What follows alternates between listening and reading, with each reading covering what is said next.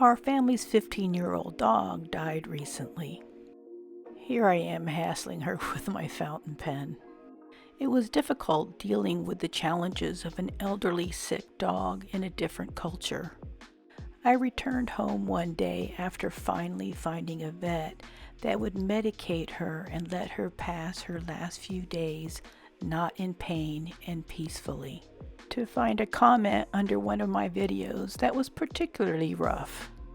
He said my pseudo art made him nauseous, and it appeared he thought I actually believed in unicorns. I was wrung out and tired. I had slept several nights on the floor next to my dog, and being in this vulnerable state made me reflective instead of reactive. And looking at his comment, his overall tone was of anger.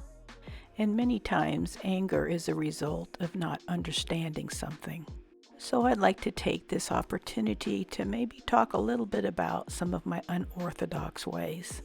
First, the logistics. The most time-consuming part of making these videos is my editing. I use somewhere between 50 and 100 clips for each video. But right after that is the cleanup. The more ink I use, the more I have to clean up. So it behooves me to use the least amount of ink possible. I'm honestly not trying to waste ink. Before I say throw around a bottle of ink, I mostly empty all of the ink out of the bottle. That looked pretty cool, so I ended up including emptying out my bottle of ink in some of my videos. So I typically end up throwing around mostly empty bottles. But the effect is quite dramatic, and I have less to clean up.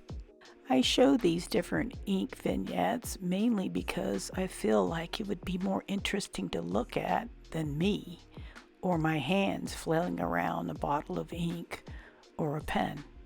The next thing you would need to evaluate on a video is, does it add value? Do you get information from it? Do you get something from it? I'd like to introduce two sites that you unequivocally get value from: inkswatch.com and Fountain Pen Companion. Inkswatch.com got introduced yesterday by Chris and Matt.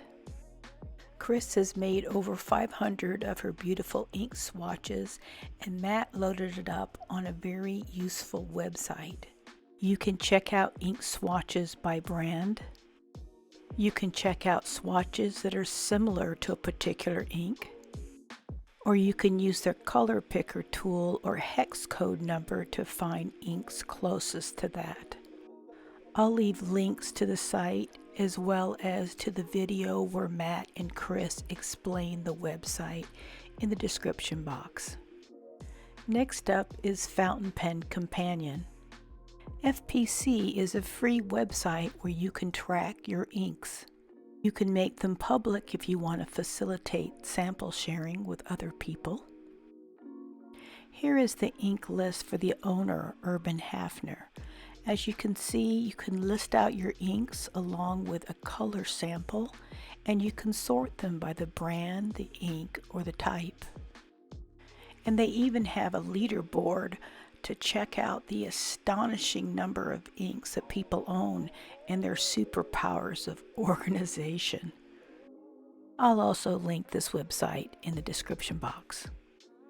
Those two sites clearly add value to the fountain pen community. Besides my pen and ink reviews, how do some of these weird videos add value? I'm going to call it my ink philosophy. I'm retired from a job in which you had to follow rules very closely and have great attention to detail. Then I picked up the hobby of collecting minerals. Here are some of the notes I made while studying different kinds of minerals. It's fun to learn about your hobby, but it was getting to where I was memorizing the Mohs hardness, the specific gravity, the crystalline system, the chemical formulation, whether or not it had double refraction or its refractive index. I was squeezing all the fun out of my hobby. And then when I got back into fountain pens, I found myself saying things like, I have to clean these pens. I have to log these inks. I have to do this. I have to do that. And then it wasn't any fun. Other than maybe cleaning Bay State Blue out of your vintage pen, there really shouldn't be too many have-tos in your hobbies. So when I started this channel 10 months ago, it was with the aim to somehow try to communicate the fun part of fountain pens. This is actually quite difficult, and a lot of times I think it comes across as messy or weird instead of just fun. But 2 weeks ago, when I got some good film of glow-in-the-dark ink in my dark bathroom, I was leaping around the house because it was so much fun. So some of this ink weirdness is my way of trying to show you how leaping around the house feels like. And the other part of my ink philosophy is, well, you're gonna die. Most of us probably have more ink than we'll ever use in a lifetime. And frankly, I'm pretty sure after I die, all my ink that I haven't used will be thrown away. None of my extended family members know the difference between a Metropolitan and a Mont Blanc. There's absolutely no way they're going to even think about ink. This ink is unicorn blood, though no unicorns were harmed. And here's a Mont Blanc bottle with unicorn ink in it. I still have most of the ink. So the two parts of my ink philosophy is don't squeeze all the fun out of it. And the second one is use your ink, use your paper, use your pens. Don't hoard it like toilet paper, though toilet paper does make some pretty good chromatography medium. So pet your dog, tell your family members you love them, and use your fountain pens and your ink and your paper.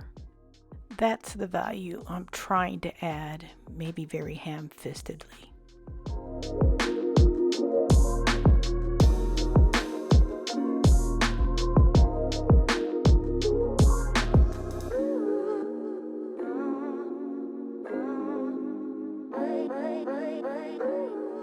I'll see you at the gates.